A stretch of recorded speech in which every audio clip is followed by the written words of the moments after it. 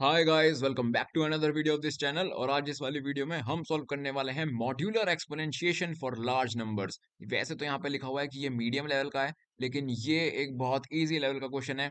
और मैं इस वाली वीडियो में आपको ये पूरा क्वेश्चन समझा दूंगा, अप्रोच और कोड सब कुछ। बस आप इस चैनल को सब्सक्राइब कर देना।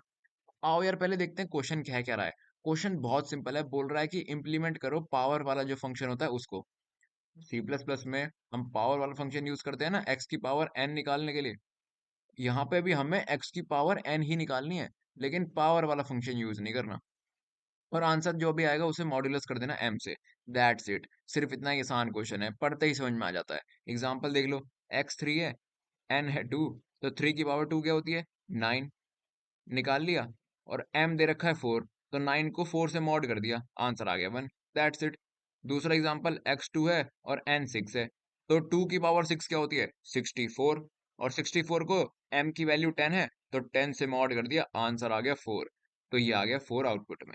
That's it. एक्स की पावर एन हमें निकालना है, जो भी आंसर आए उसे एम से मॉड कर देना है। अब आपको लग रहा होगा कि यहाँ पे मीडियम क्यों लिखा है फिर? ये तो इजी क्वेश्चन होना चाहिए, सिंपल हम इस तरह कर देंगे इसे। लेकिन यहाँ पे तो ट्विस्ट है। ये देखो, एक्सपेक्टेड टाइम कॉम्प्लेक्सिटी है ओ लॉग एन। इसी वजह से ये क्वेश्चन मीडियम लिखा है, क्योंकि ओ लॉग एन सबसे कम टाइम कॉम्प्लेक्सिटी होती है, सबसे ऑप्टिमल सॉल्यूशन, यानी कि हमें इस प्रॉब्लम का निकाल के देना है। लेकिन इस सब से आपको टेंशन लेने की जरूरत नहीं है, क्योंकि आओ यार, ब्लैक बोर्ड पे चलते हैं और ये क्वेश्चन बहुत आसानी से किस अप्रोच से हम करने वाले हैं ये समझ लेते हैं। तो देखो, अप्रोच ना बहुत ज्यादा आसान है। आप एक चीज जरा ध्यान दो, ऑब्जर्व करो। हमें निकालना है एक्स की पावर एन। तो अगर वैसे जिस हम मेथड से हम इस क्वेश्चन को सॉल्व करने वाले हैं, उसका नाम है एक्सपोनेंशिएशन बाय स्क्वायरिंग मेथड।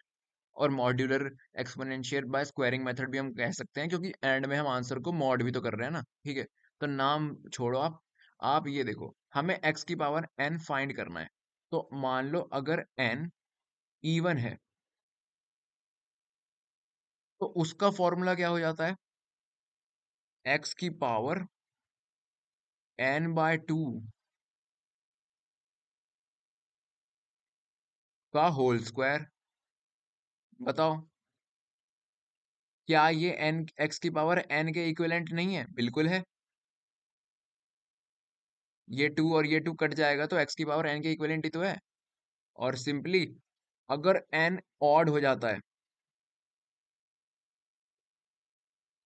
तो फॉर्मूला क्या हो जाता है? एक्स इंटू, एक मिनट, एक्स इंटू एक्स की पावर एन माइनस वन।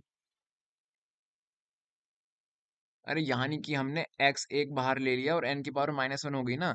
मान लो एक्स की पावर फाइव थी, तो हमने उसे ऐसे लिख दिया, बस एक्स की पावर, एक्स एक बाहर निकाल लिया और बाकी क्या किया, एक्स की पावर को फोर कर दिया, यानी कि एन माइनस वन कर दी। तो ठीक है ना, ये तो समझ में आ गया आपको, ऊपर वाला भी आपको समझ में आ गया कि टू से टू कट गया तो एक्स की पावर एन ही तो है। तो ये दोनों फॉर्मूले आपको समझ में आ गए। तो अब हम इन दोनों फॉर्मूले की मदद से कैसे इस क्वेश्चन को सॉल्व करेंगे वो आप सुनो। हम एक लूप लगा देंगे। ठीक है, पहले तो हम एक आंसर वेरिएबल बना लेंगे और उसे इनिशियलाइज कर देंगे वन से। उसके बाद हम एक लूप चला देंगे जब तक एन जीरो नहीं हो जाता तब तक। ठीक है, एक लूप चला देंगे। उस लूप के अंदर हम क्या करने वाले हैं, हम ये चेक करेंगे कि क्या अगर n की पावर इवन है या ऑड है। एक बात याद रखना, हमें n की पावर को इवन में ही ले जाना है। इवन में हमें n की मतलब n की वैल्यू को हमें इवन में कन्वर्ट करने की कोशिश करनी है।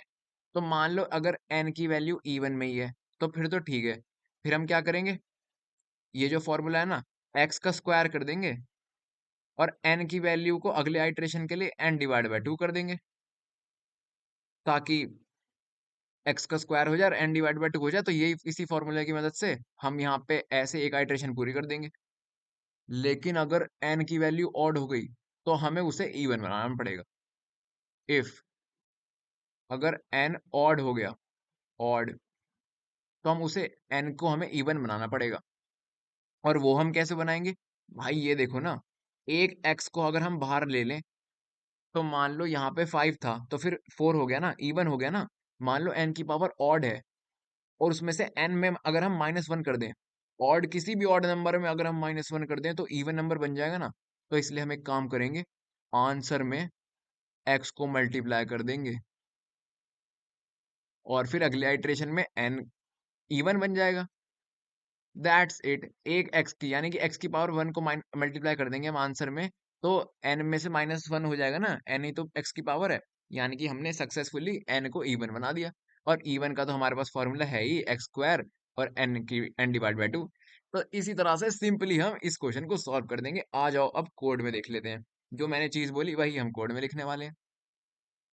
ये बहुत ही आसान क्वेश्चन है गाइस, अगर आपको ये चीज समझ में आ गई तो अब देखो, जैसा कि मैंने आपको बोला था, हम सबसे पहले एक वेरिएबल इनिशियलाइज कर देते हैं आंसर नाम से। अब ये फंक्शन लॉन्ग लॉन्ग टाइप का है, तो हम लॉन्ग लॉन्ग इंट टाइप का ही एक आंसर वेरिएबल बना देंगे, आंसर, और उसे इनिशियलाइज कर देंगे 1 से। उसके बाद हम एक लूप चलाएंगे जब तक n 0 से बड़ा है तब तक।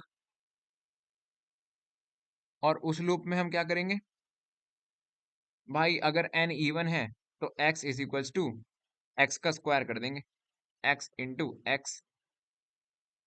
That's it. और n की वैल्यू क्या हो जाएगी, divide by 2। n is equal to n divide by 2।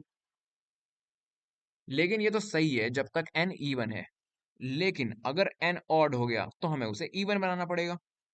If n modulus 2, ये मैं चेक कर रहा हूँ कि n ऑड हो गया था। अगर n मॉड्यूलस टू 1 आ गया यानी कि n ऑड है, तो उस केस में हम जो हमारा आंसर है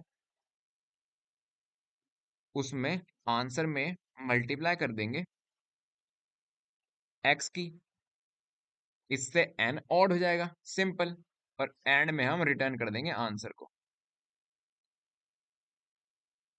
दैट्स इट गाइस, सिर्फ इतना ही कोड था। लेकिन आप यहाँ पे एक चीज भूल गए हो, ये m, हमें मॉड्यूलस भी तो करना है ना आंसर का। तो जहां जहां कैलकुलेशन हो रही है वहां वहां मॉड्यूलस कर देते हैं। यहाँ पे आंसर में मॉड कर देते हैं m से। इसको एक ब्रैकेट में ले लेता हूँ, और x के साथ भी मॉड कर देते हैं m से। ये बस हम इसलिए कर रहे हैं क्योंकि क्वेश्चन में गिवन है।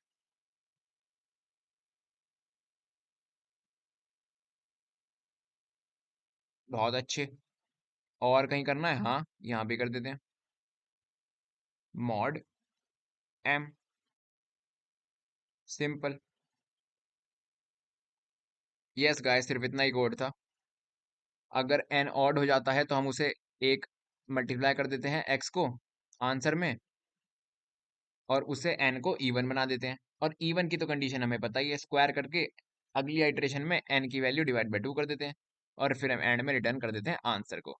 एक बार कंपाइल रन करके देख लेता हूँ, कहीं कोई छोटी मोटी गलती ना हो। ओके। क्या हो गया? अच्छा, मैंने यहाँ पे कोई ब्रैकेट में कुछ गलती कर दी। यस, ये वाइल लूप का ब्रैकेट है, उसके बाद एक और ब्रैकेट लगाना चाहिए। अब कंपाइल रन करके देखते हैं। ओके, तो यहाँ पे सक्सेसफुली कंपाइल रन हो चुका है, और अब ये सबमिट भी हो जाएगा। अगर आपको इस वीडियो से और इस चैनल से थोड़ी भी हेल्प मिलती हो तो इसे सब्सक्राइब कर देना। अब क्या हो गया? ओके, तो यहाँ पे गाइस हमने ये गलती कर दी थी, हमने पूरे आंसर को भी एक बार हमें मॉड करना है। हमने इंडिविजुअली एक्स और आंसर को मॉड कर दिया था एम से, लेकिन पूरे आंसर को इन दोनों के मॉड के बाद मल्टीप्लाई करके जो आंसर आएगा उसको भी हमें एक बार मॉड करना चाहिए था। तो अब मेरे ख्याल से सबमिट हो जाएगा। ओके, तो यहाँ पे सबमिट। ओके, सारे टेस्ट केस पास हो चुके हैं। और अगर आपको थोड़ी भी हेल्प मिले इस वीडियो और चैनल से, तो इस चैनल को सब्सक्राइब करना। मैं मिलूंगा आपसे अगली वीडियो में, तब तक के लिए बाय।